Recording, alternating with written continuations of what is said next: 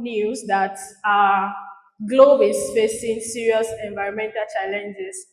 And AI technology, so to say, is very, very important, and it is also our greatest, okay, we can call it our greatest tool in fighting against or handling environmental challenges. And it can help us to monitor some our ecosystem.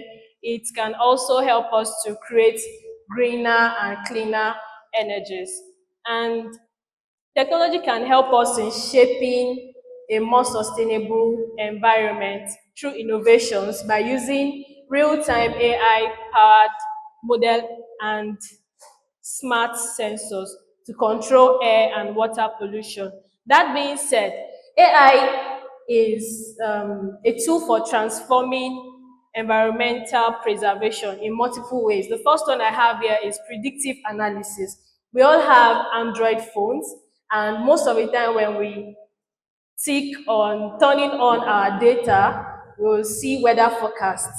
That's the simplest example I can give you. So AI has been utilized to give us day-to-day breakdown of weather forecast so that we can know how the day is going to be. And it's in serious cases or more serious cases, it can also predict natural disasters that are ahead and help humanity to prevent or prepare ahead for them.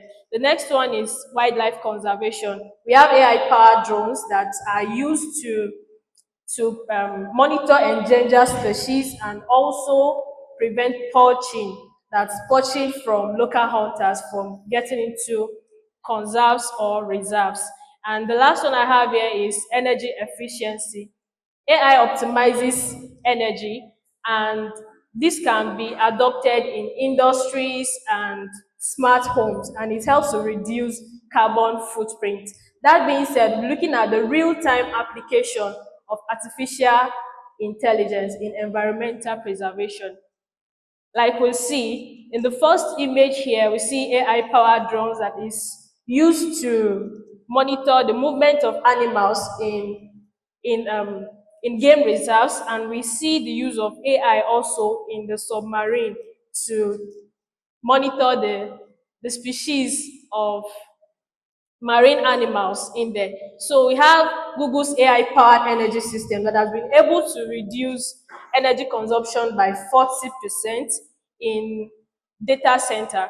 And we have AI algorithms that help NASA to track deforestation and glacial melting in real time.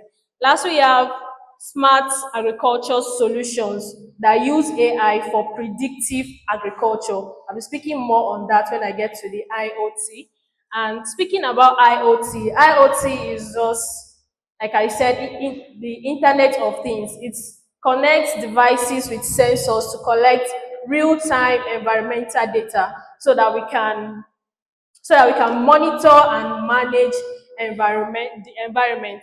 And this can be applied in air and water quality monitoring. We have precision agriculture and smart cities. The second image here is an image of a farmer holding a device that has been connected to sensors on the farm to give back real-time data of the precise location of the planted crops, the information about the temperature on the farm, the growth of each crop, monitoring the pesticides and herbicide, and also moisture content of the soil on the farm.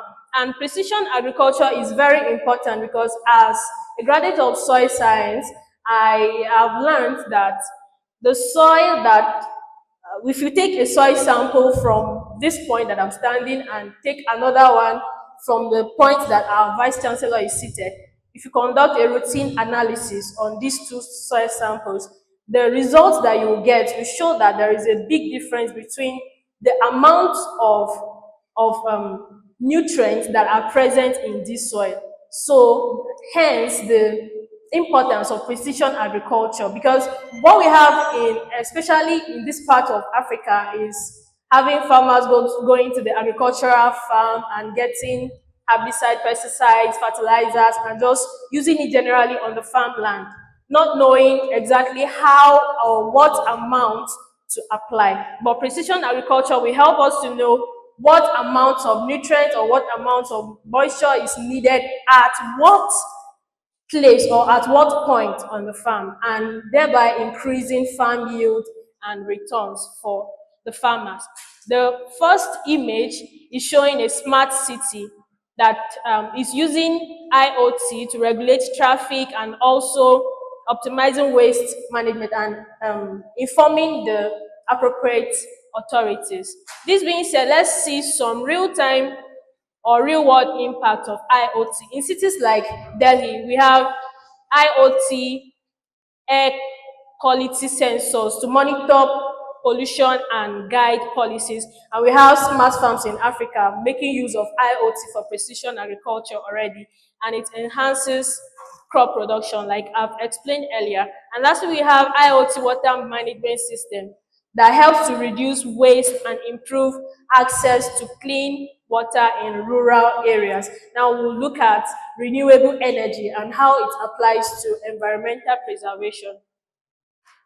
Renewable energy is very crucial for environmental sustainability, and the key advancements include solar power, wind energy, and energy storage. For solar power, most of us might have experienced or have real-time knowledge on how it is efficient and it is a source of cleaner power. And also for wind energy, we have offshore wind farms that harness the power of wind for more consistent and green energy. And lastly, we have energy storage.